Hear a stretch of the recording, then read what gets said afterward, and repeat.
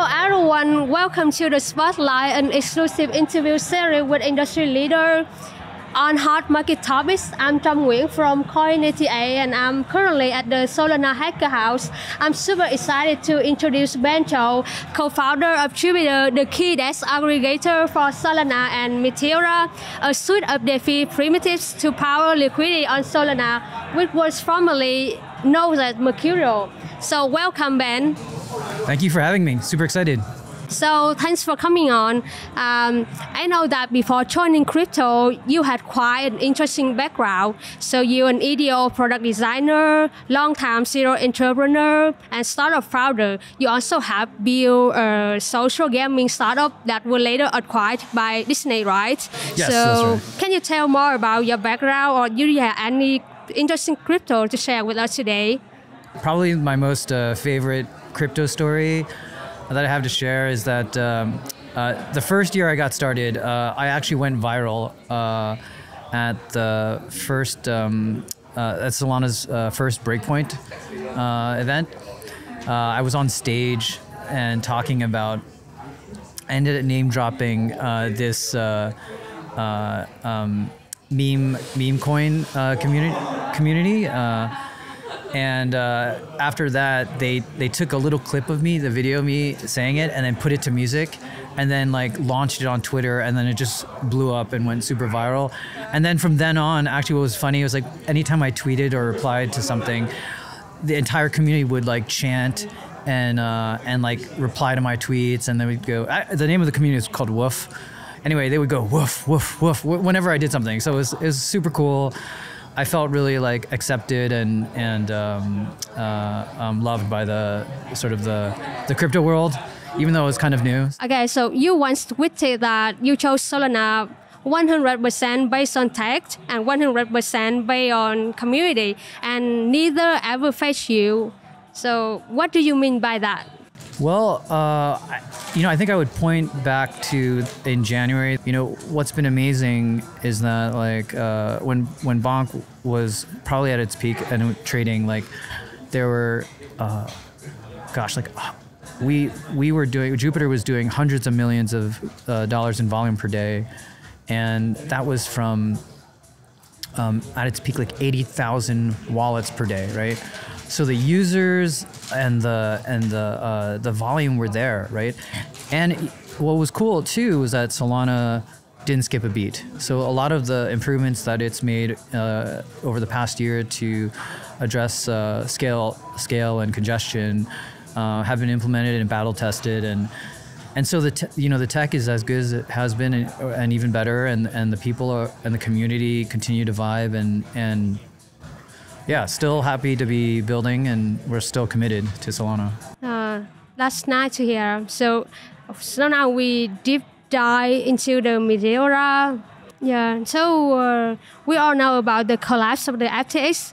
And so after that collapse, with the support of Solana, you guys rebranded Meteora into Meteora. So why was that the case? Can there have any story about that? Yeah, I mean, to be honest, FTX was had a huge impact on Solana and Solana DeFi. There was a lot of uncertainty around FTX. The FTX hacker had run off with not only a lot of the FTX funds, but also our token holdings. So a huge portion of the MER token is being held by the hacker. And so because there was a lot of uncertainty, it gave us an opportunity, take a step back and reset and revamp Mercurial into a completely new kind of protocol and set up basically a clean foundation for the token. So we launched a new token called Meteora. We're putting together a plan to release it soon. So yeah, it was, I think, one of the positive things. One of the nice things, to come out of FTX was that the community really rallied together to remove a lot of the toxic association in much of the Solana ecosystems.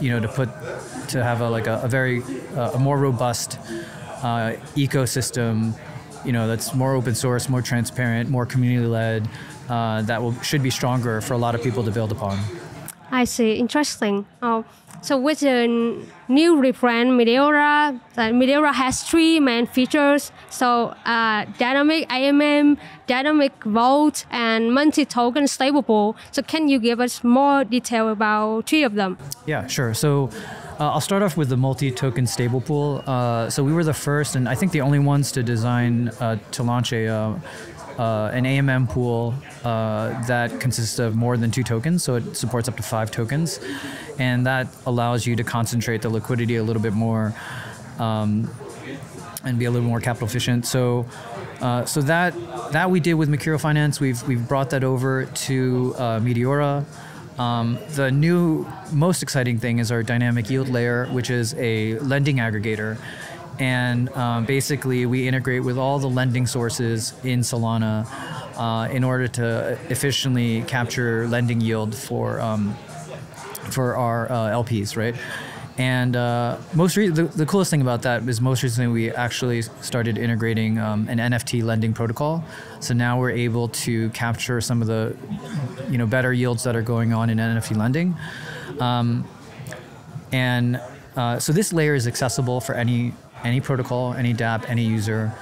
We've designed it to keep funds incredibly safe and to make funds always accessible, right? So if you need to withdraw, you can always withdraw.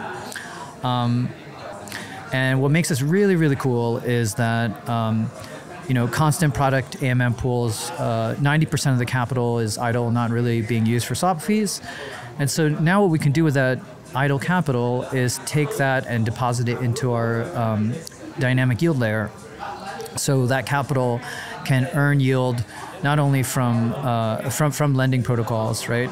And so LPs in our dynamic pools will earn yield not only from swap fees, but also from lending protocols and any liquidity mining rewards. But this makes our pools not only more capital efficient, but more sustainable in terms of managing TVL without having to rely on LM.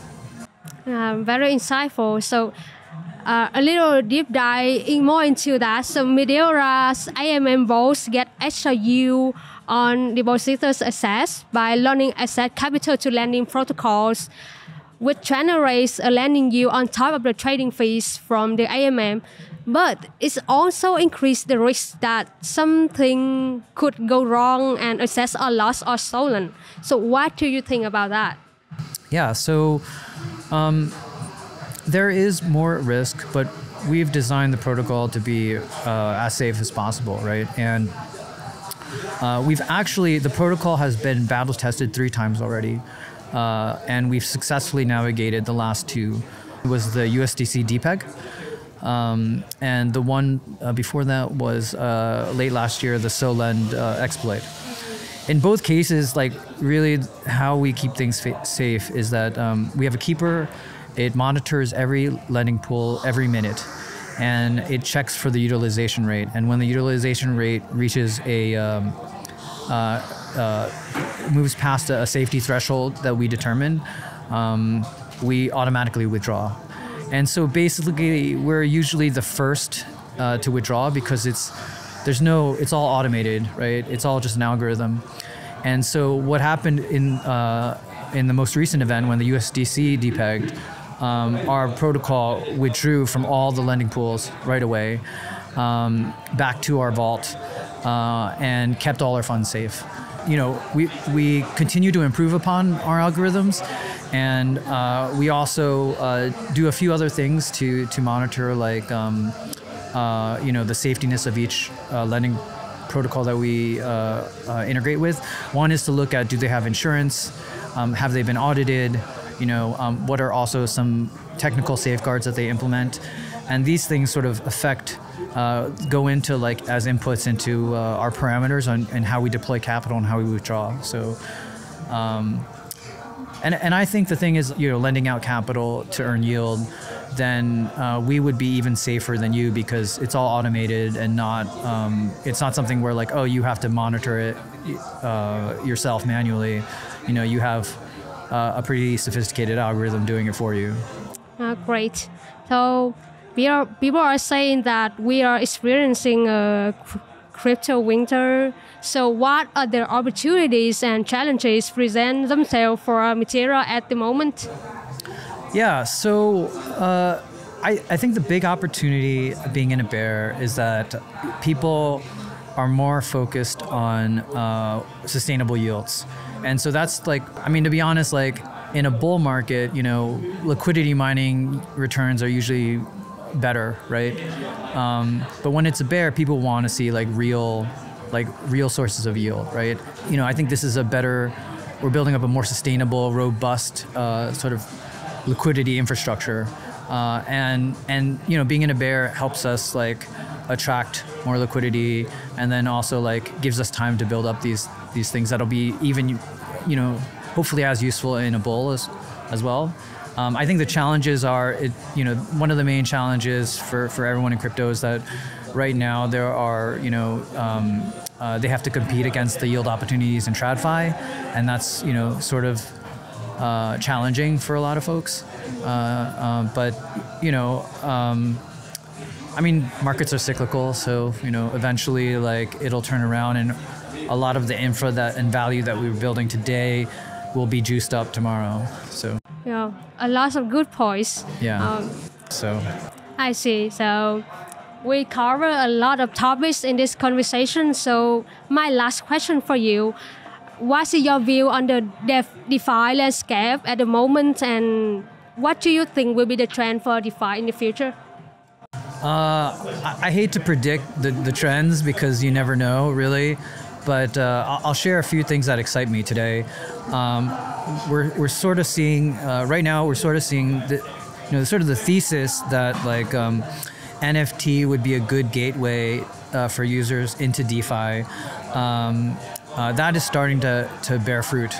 So a lot of NFT lending platforms on Solana are doing really well, and that's because NFT users are discovering that their NFT can be used to unlock liquidity for themselves that they can then use for new mints or speculating, and there's a lot of really good yield happening actually in NFT lending. We're seeing like between 1 and 300% APYs.